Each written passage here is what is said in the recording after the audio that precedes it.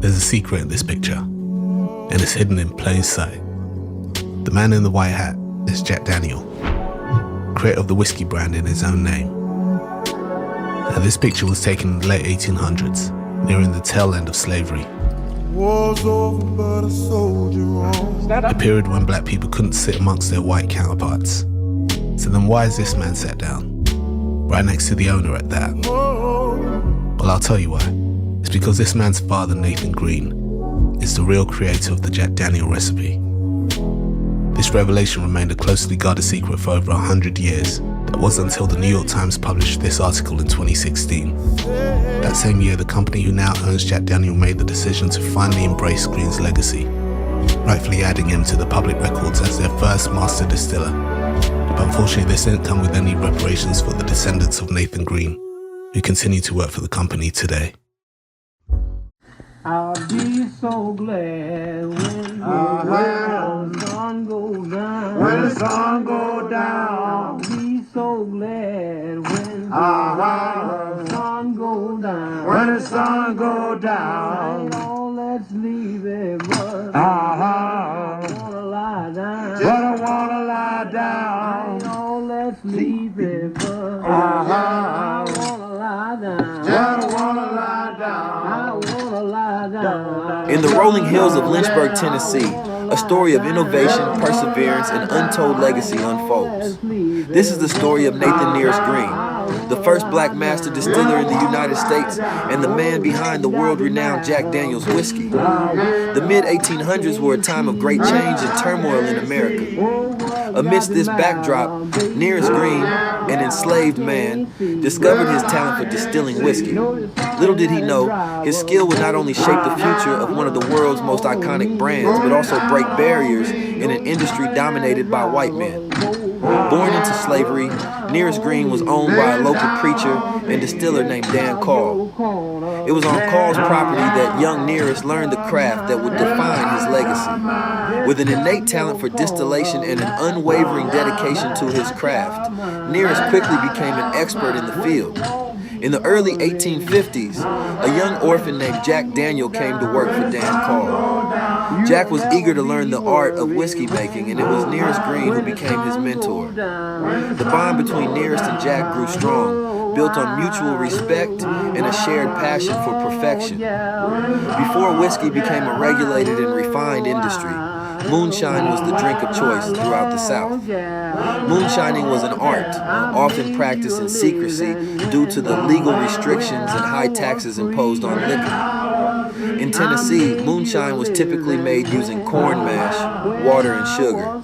The mixture was fermented, distilled in makeshift stills, and often aged in whatever containers were available. This rugged and unrefined method produced a strong, clear spirit, but it lacked the smoothness and complexity of aged whiskey. The distillation process was simple.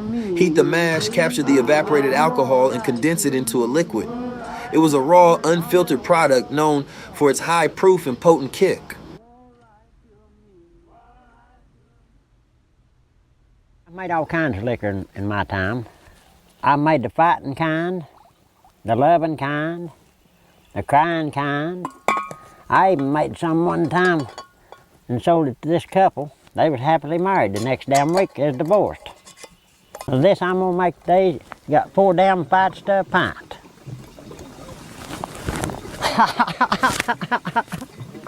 That's pretty good.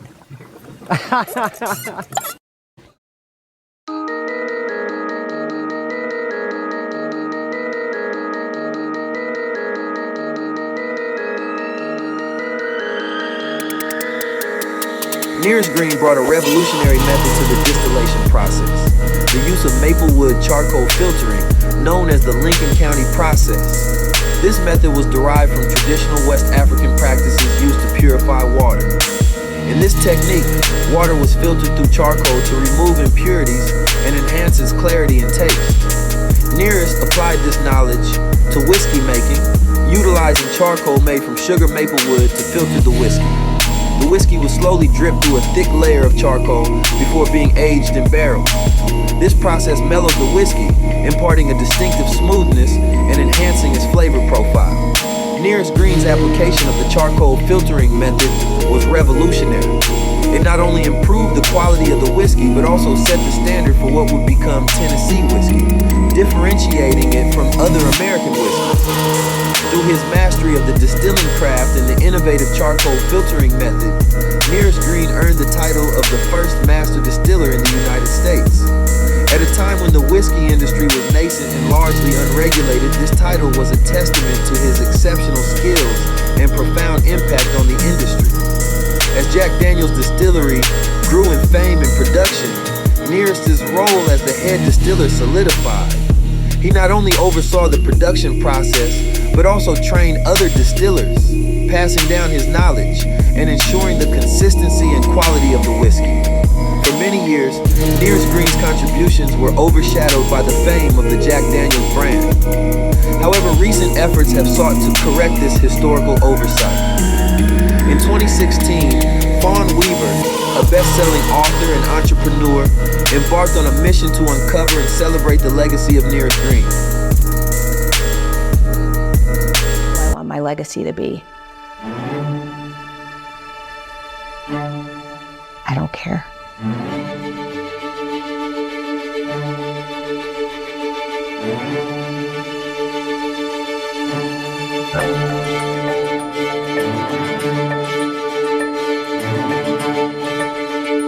If 3 generations from now, they don't remember Fawn Weaver lived, I don't care. And that's the interesting thing, because I'm so passionate about cementing the legacy of Nearest Green, but I don't actually care about people remembering me.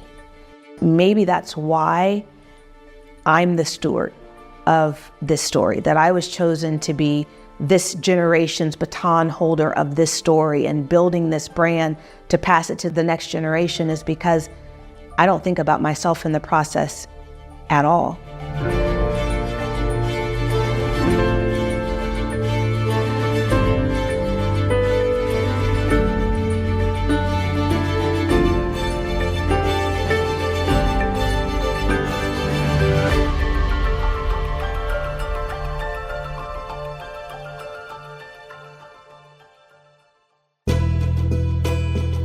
As a kid, I don't know that I would say I was entrepreneurial. I would say that people would have called me rebellious, as they did. And I think most entrepreneurs would have been called rebellious as their kids. So maybe it means the same thing in childhood. If someone called our house, we would have to pick up the phone and say, "It's a great day at the Wilson house. How may I help you?" Well, what do you do if it's not a great day? And so I was that child that was like, I'm not going to say it's a great day. I'm not having a great day. And so there was just a nonstop battle with myself and my parents. And at the age of 15, they had a new baby girl, and they wanted to have an opportunity to raise her without there being a negative influence in the house.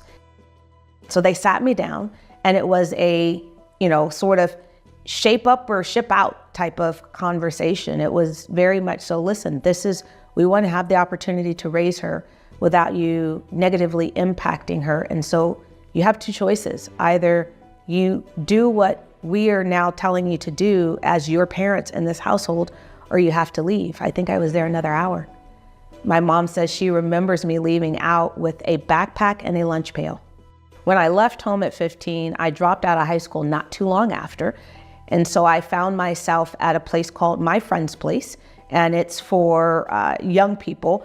And then the only place that had a bed for me was Children of the Night. When I turned 18, I could no longer be at Children of the Night, so they moved me to Covenant House. And so at Covenant House, every day you go out with your resume, you go out and you look for a job. It's a requirement. You either have to go to school or you have to go out and look for a job. I went out the very first day and I came back, and we have these campfire things that you would do, and everyone around the campfire was lamenting about how hard it is to find a job, and they went out and they put out this and that and this and that. And I sat there silent because I went out and came back with 4 jobs.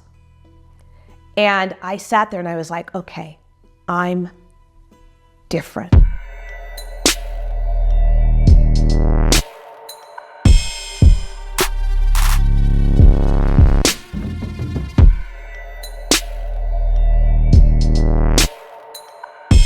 Today, Nearest Green's name and legacy lives on, not only through the continued success of Jack Daniels, but also through the Uncle Nearest brand.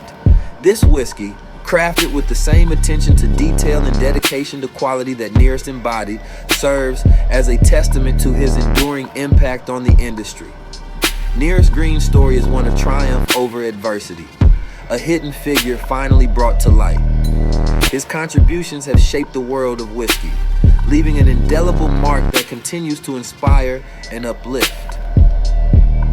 In the heart of Tennessee, where the whiskey flows and legends are born, the spirit of Nearest Green endures, reminding us that true legacy knows no bounds. Having a Black-owned company pass to the next generation, we've not done that. Every generation of Black Americans have started from scratch. Every single one. And now we have the opportunity to set the next generation up to not have to start from scratch. Diageo, Bacardi, Brown-Forman, LVMH, every single spirit conglomerate in this country, 90%, if not more, of the volume of alcohol sales, all come from these spirit conglomerates, all founded by white men, all still chaired by white men, led by. And so having the opportunity to build a spirit conglomerate, the very first ever to be built by a person who was not a white male, that can't happen with just Uncle Nearest. That has to be whiskey, there has to be cognac, there has to be tequila, there has to be vodka. And so Uncle Nearest is one pillar in this house that will pass to the next generation.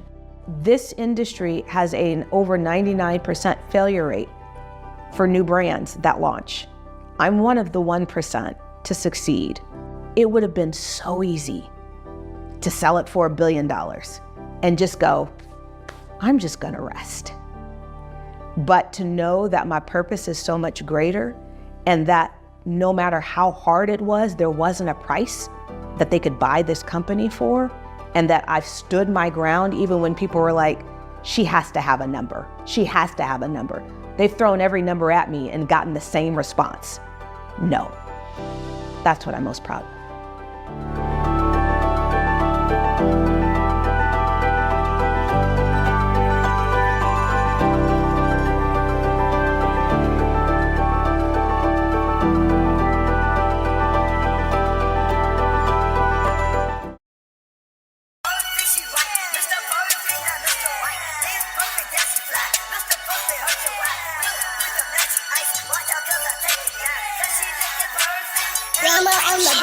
Yeah, I'm getting drunk, all this Tennessee whiskey. And this big ol' fucking Glock hit a nigga in it 50. I still can't believe how them cracker nigga did me. And the police get so mad that I can't hold up my damn britches. Hit it 30 bird, business on the eat just like a pigeon. In garage when Uncle Tex, I'm probably still gon' have my Smithy.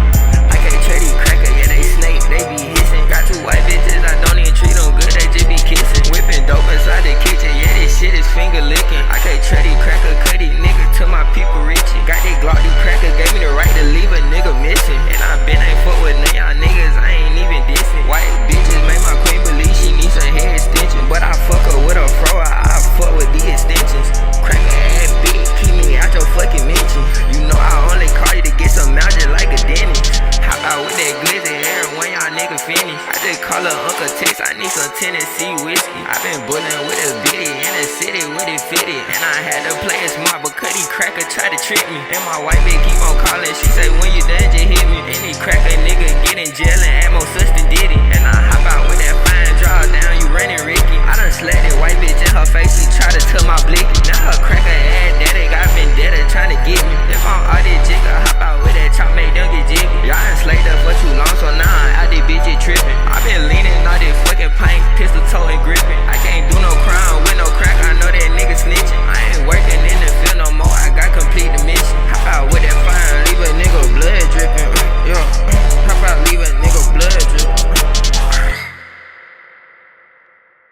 it.